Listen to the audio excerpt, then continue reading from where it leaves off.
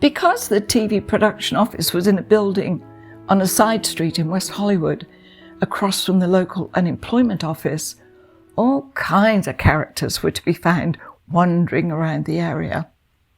We were warned to watch out for dubious people entering our building, but since we were on the second floor, it didn't seem to be a problem. Besides, there were many unusual types coming in to audition for roles in First and 10, especially well-built and sometimes scruffy-looking men. I couldn't assume that any of them might be capable of stealing my wallet.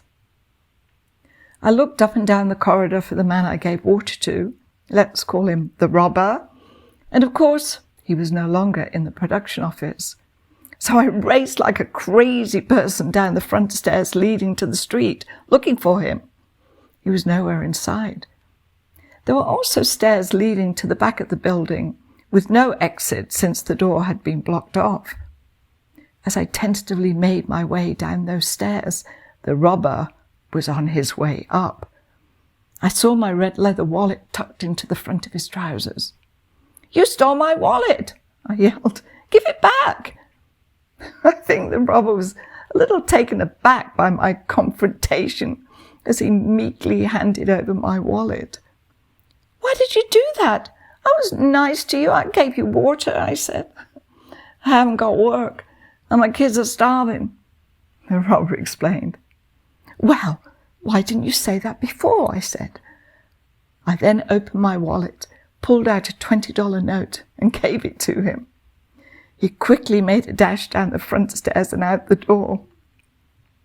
Returning to the production office, I told the writers and producers what had happened, and they thought I was absolutely nuts to run after the robber. When I told them that I'd given him $20 after hearing his tale of woe, they were beside themselves with laughter. "So you paid him for robbing you?" In a way, I did. I think it was partly due to the fact that I was relieved to get my wallet back with all the other contents, driver's license, credit cards, and so forth. During this encounter with the robber, it never occurred to me that I might be in danger. I had no fear when I ran after him. I'd looked into his eyes and seen the human being. I didn't feel threatened by him. It actually seemed that he was more afraid of me after I confronted him. Sometimes we make spur-of-the-moment decisions that turn out to be the right ones, even in potentially dangerous situations. If we trust our instincts and ignore the fear we might be feeling, we gain courage we never thought we had. It's about taking risks, although perhaps not always by running after robbers. I was asked to approach actresses to take risks by appearing topless in First and 10 for a party scene being filmed at a luxurious mansion. They would be paid more money for this stunt and get their SAG card, which is a union card for actors. I was so embarrassed as each girl showed her breast to 6 males, the director, producers and writers, and these men closely studied the breasts of these women. Then a plastic champagne glass was produced, and I was shocked as the glass was placed over one of the girls' breasts to see if it fit. Apparently, some of the cast of football players would be doing this to the topless girls in the scene. Oh, such indignity. This was in the 80s and well before the Me Too movement. But yes, girls were definitely exploited in the film industry. And often they thought by taking these kinds of sexual risks, it would somehow help their careers. It often didn't. Sacrificing your morals for a chance at success is a fool's game and will only end in tears. I believe in living with integrity. So I knew that it was time to move on. I'd had a call from a producer in Toronto, let's call him Brian, asking if I'd like to be involved in a film he was shooting in the Bahamas.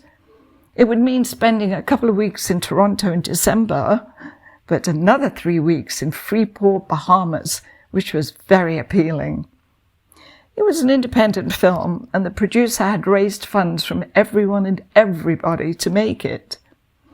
In the 70s, a tax shelter was in place which let investors take 100% tax deduction for their investment in Canadian-produced movies.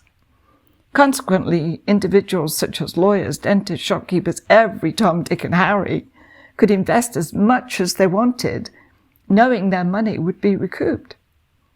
So, up-and-coming filmmakers and those in between jumped on the bandwagon and made low-budget films.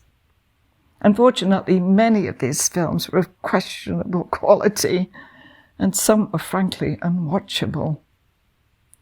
By 1983, when the Canadian producer Brian called me, the tax shelter era was coming to an end, and the tax deduction had been reduced to 50%.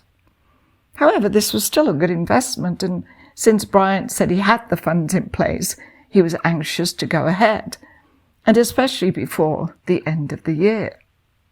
The problem was, he didn't really have a script, and he didn't have a star either, both very essential for making a feature film.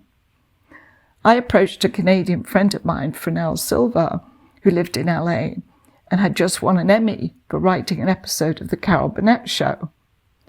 I explained the situation, put her in touch with Brian, and within a week she managed to put together a script. But the big question was, who was going to star in the film? Apparently Brian had been in touch with Jim Carrey's agent and assured me that Jim Carrey was on board to play the lead.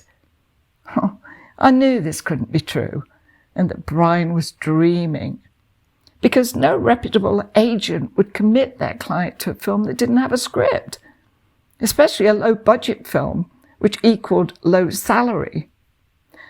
Well, I won't bore you with all the insane details which I have elaborated on in my book, but I ended up being a production coordinator and a casting director on the film, which we did shoot in the Bahamas, but without Jim Carrey, of course. There were so many dramas on location, including 2 lovely crew members being arrested for drug possession.